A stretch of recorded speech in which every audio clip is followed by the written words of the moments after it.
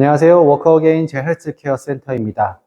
이번 영상에서는 파킨슨 분들에게 꼭 추천드리고 싶은 운동 방법에 대해서 소개시켜 드려볼까 합니다. 이 운동 방법을 먼저 소개시켜 드리기 전에 먼저 꼭 이해하셔야 될 부분이 하나 있어서 먼저 설명드려 볼까 합니다. 바로 선 자세에서 신체가 어떻게 해서 균형을 다시 유지하고 다시 회복시키는지에 대한 전반적인 어떤 메커니즘을 좀 이해할 필요가 있습니다. 서 있는 자세에서 전후로 흔들림이 발생하였을 때 1차적으로 발목 관절, 물론 이 코어 근육들이 먼저 선행이 먼저 된다는 걸 먼저 전제하에 이 발목 관절 주변에 의해서 우리가 신체를 안정화시키고 균형을 잡는데요.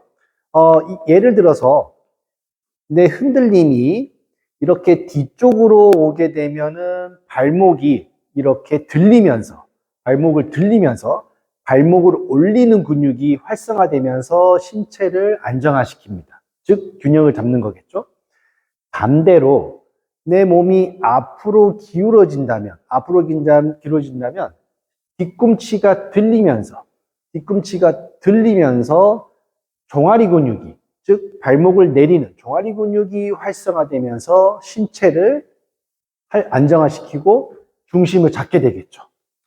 이 두 가지 어떤 서로 방향에 따라서 두 가지의 발목 근육들이 다르게 사용된다는 것을 먼저 인지해 주시고요. 그 다음에 파킨슨 환자분들의 정형적인 자세를 한번 보겠습니다. 어떻게 되나요?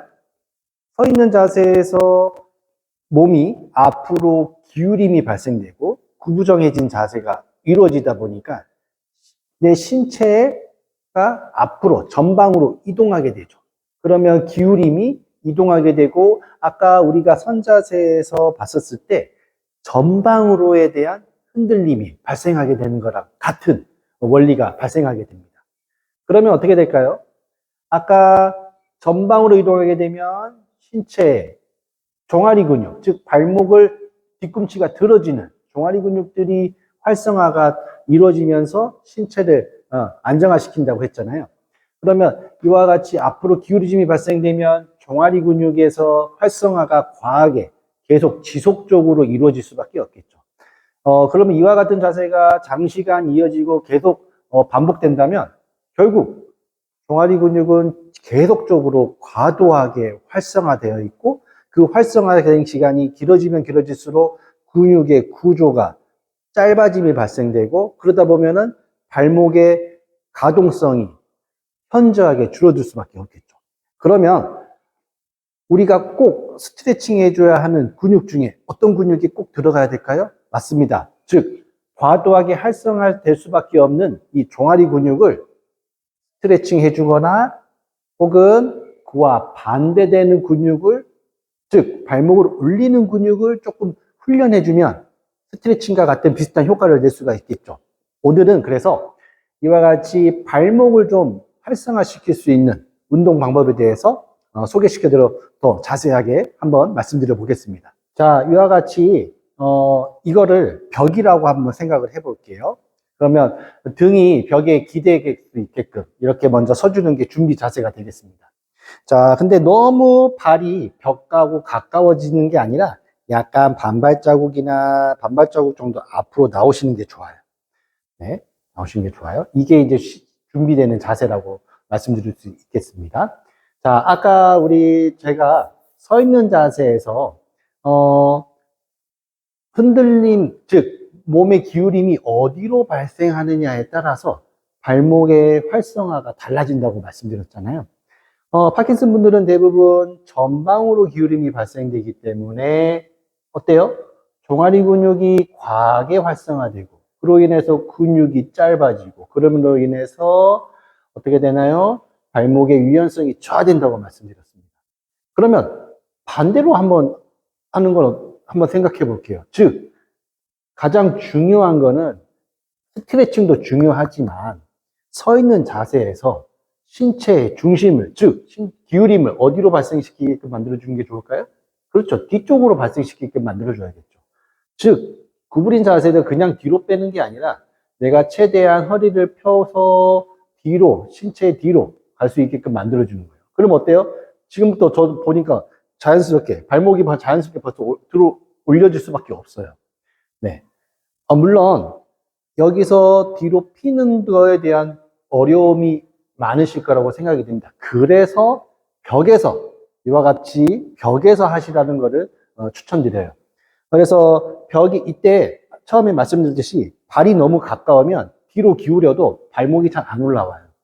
그래서 반발자국 정도 앞으로 나오신 상태에서 내가 최대한 벽을 짚고 그 상태에서 허리를 펴내시면서 무릎을 펴주면 자연스럽게 발목이 올라오면서 뒤꿈치에 체중이 실리게 됩니다. 그때 허리가 너무 닿는 게 아니라 약간 허리를 띄워주셔서 조금 더 허리를 꼿꼿하게 세우시고 발목은 최대한 내가 이때 올릴 수 있다면 최대한 올리셔서 이와 같은 자세를 꼿꼿하게 유지하시도록 노력하시는 거예요. 여기서 하나 더 플러스 한다면 지금 날개뼈를 벽에 꽉 붙이셔서 팔이 전방에 있는 게 아니라 내 옆을 측면에 위치시키시고 손바닥이 전방을 향하게 해줌으로써 날개뼈가 조금 더 강하게 수축할 수 있게끔. 그래서 신체가 뒤쪽 근육들이 충분히 활성화되고 내 체중이 지금 뒤꿈치에 실리게끔 만들어주시는 거예요. 그러면 자연스럽게 발목은 앞에 드는 근육이 활성화되겠죠. 그런 상태에서 다시 발을 놔주면서 떨어지시고, 네, 벽에서 떨어지시는 거예요. 다시, 그래서 벽과 이거 너무 멀어서도 안 되고, 너무 가까워서도 안 돼요. 적정한, 한 반발자국 정도가 딱 좋아요. 그 상태에서 다시 다시 자연스럽게 이와 같이 숙여지신다면, 다시 허리를 대고, 그 상태에서 등을 쭉 펴내시면서, 바닥이 전방을 향하게끔 만들어 놓고, 발목을 자연스럽게 들어주시는 거예요.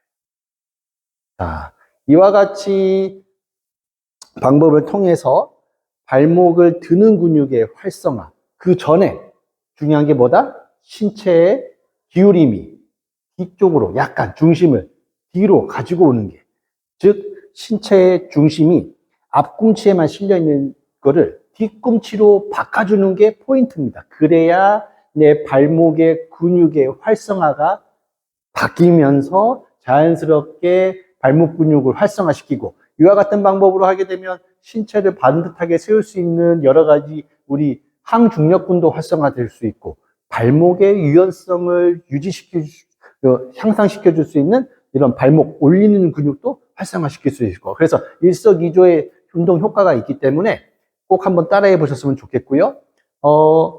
이와 같은 벽을 이용하시는 방법을 꼭 추천드립니다. 만약에 잘 하신다면 여기서 여러 가지 체중 이동 같은 훈련도 할 수 있을 거예요. 그래서 어찌됐든 뒤꿈치로, 이와 같이 뒤꿈치로 내가 설 수 있는 연습들을 나중에 더 잘하시는 분들에 한해서는 이와 같이 벽에서 약간 떨어져서 나중에 잘한다면 이와 같이 뒤꿈치로, 아니면 약간 기대도 상관없어요.